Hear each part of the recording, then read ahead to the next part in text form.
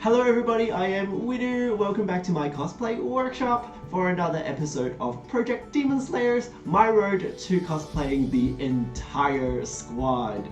In the last Project Demon Slayers episode, we finished Inosuke Parkboy for good. So this episode we're gonna work on the next character, and I have decided to go with Obanai Iguro, the snake pillar.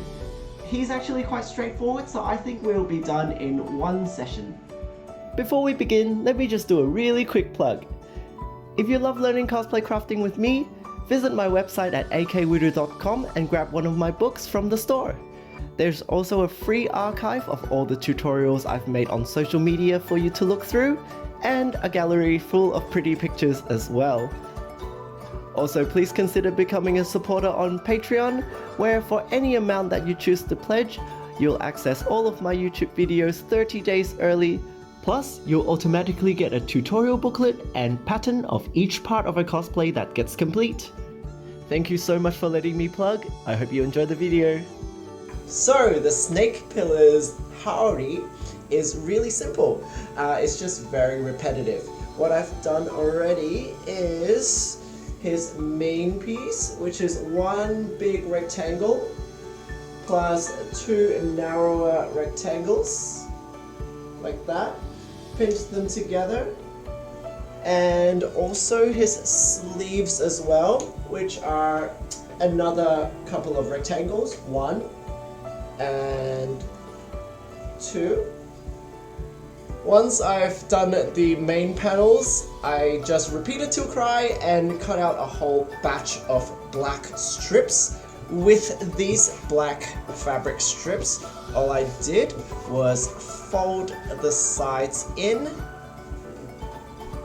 and then press them hard. You could iron them if you like, but I have a cheaper black fabric that was really foldable, so all I had to do is press down on both edges like this and made somewhat a bias tape out of it. Repeat till cry through the entire batch. You will need a lot for Iguro. And then, ta-da! Stripey hell. Once you're done with stripey cutting hell, it's time to attach all of the stripes into the Haori panels. So all I did was pinned them to the sleeve, used a ruler to make sure the spacing is right, repeated till cry, neumed them through a sewing machine with a top stitch, and then repeat it with all of the panels I needed, and all of the other panels I needed, and all of that repeating later, I have the entire Haori covered in stripes. And then once that's done, I just pinned the panels together. So this is the shoulder, this is the neckline, and this is the side seam, this is the centerpiece all together. And then the sleeve can be assembled with just a fold. Sew that together, and then you've just got a tube, and we're just going to call that a sleeve because Japanese Haoris are just rectangles sewn together.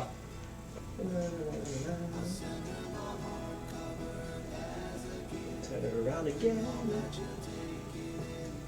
Yeah. Now it's the time to sew the sleeve together, but before I do that, I just have to fold the sleeve over right where at the vertical stripes end and the horizontal stripes will begin. So I've already folded it over once and sewn a line through here. Now I've pinned it like this, and I just need to put a top stitch line across the seam to make it nice and tight. Noom.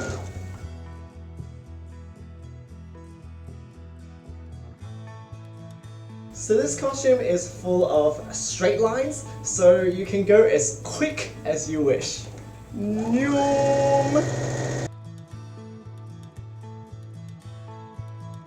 Time to sew the thing together. I have the sleeve pinned ready to noom through the machine.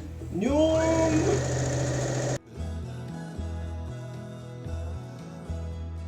Ta-da! The sleeves are done! They are so cute and long and stripy. I love them. So now it's time to sew the torso bits together. So the torso bit is super easy to sew together. First, I'm going to do the shoulder seam up top.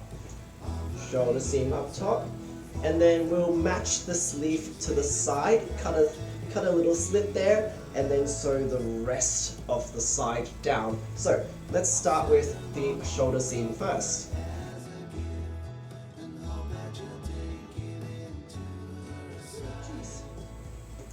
So there we go, that's the shoulder seam all done. Next is the side seam.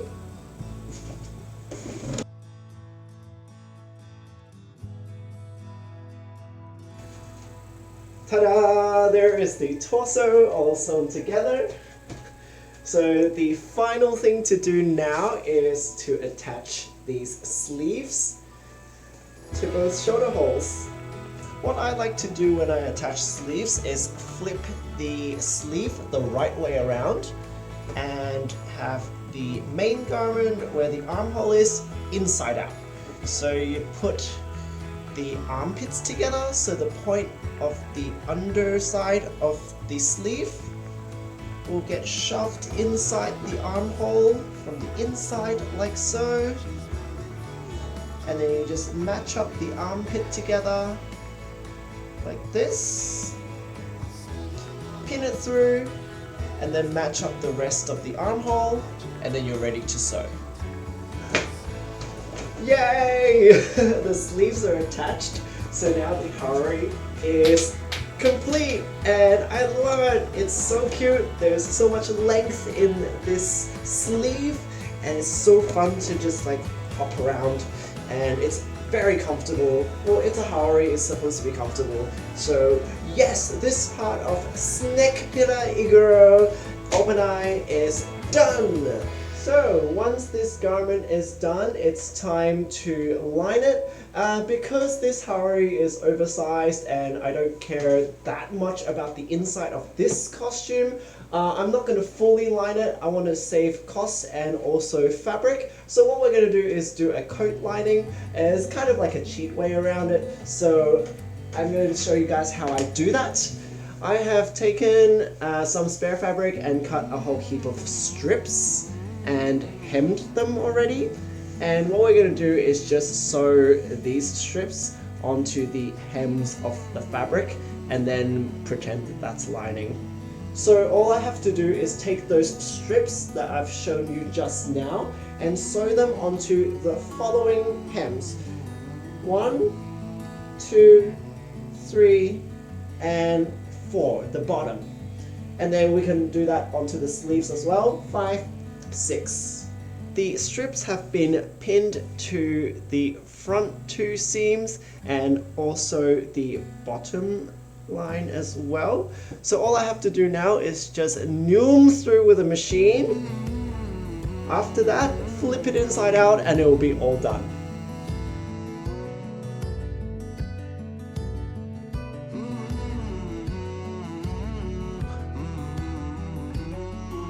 Okay, the next part of Obanai that we need to do is his bandage face. So, the one thing that I had decided when planning this project was I definitely do not want to wrap my face with bandages every single time I cosplay this character. 1, because it's uncomfortable, I won't be able to eat or drink while I have it. 2, it's not easily removable, I'll have to like either cut myself out or, you know, unwind and it will go under my wig. 3, it's not redoable. Once I take off the bandages, it's all gross and sweaty and disgusting and I won't be able to reuse that. And 4, it's just not cost effective. It's because we can't reuse the bandages every time we cosplay this character. We'll have to buy new bandages, and that's just a waste of bandages for people who actually need this supply, you know, for real injuries. So my solution for this is a COVID face mask. I made many of these at home while I was in quarantine, so I have lots of these. So this one is one that I made, and what we're going to do is slap this onto the face and pin bandages onto it and sew it down. So every time we cosplay the character, all we have to do is slap on a mask and it will just look like we have wrapped the entire face in bandages. What I've got here is a spare piece of white fabric from making the Hari. What I'm going to do here is just slap the face mask on. This is where my ear is going to end, and I've measured the fabric to just be long enough that it will go past my ear.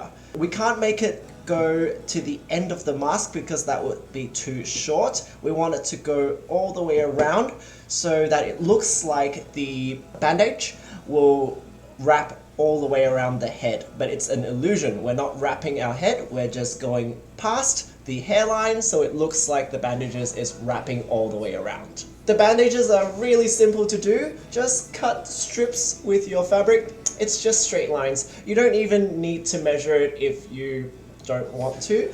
Just take the scissors and cut the bitch all the way down.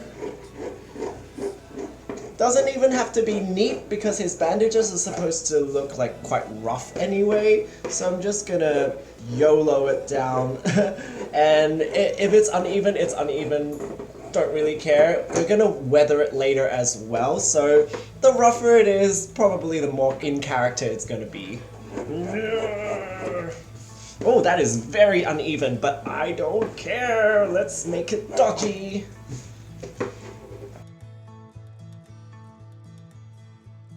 Once I've cut the bitch, I just folded both sides of the strips into kind of like a bias tape, and then these get pinned onto the mask like this, and then I'll just repeat till cry until the entire mask is wrapped up in bandages. So far I've just done the top and the bottom, and this is what it kind of looks like on my face. So it frames my face really well, so I'm quite self-conscious about my jawline, so this is actually helping me look like I have a longer and more aesthetic face, so I'm really happy with it.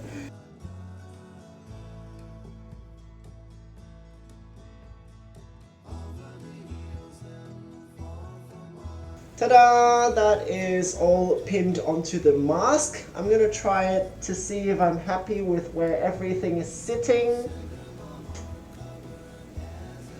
So I'm actually quite happy with this, so now I can sew it down to the mask. Nyum.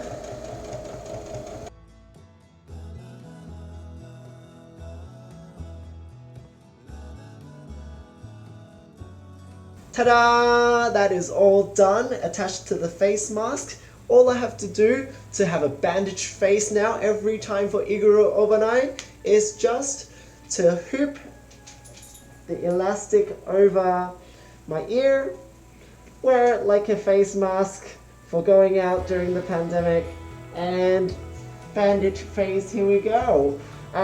Obviously the side bits are a little bit floppy right now, but they will get actually hidden by the hairline, so it's better to have more and have the hair come down like this and cover it than to not have enough band-aid and have it show and look like a mask. I'm super happy with this. Ta-da!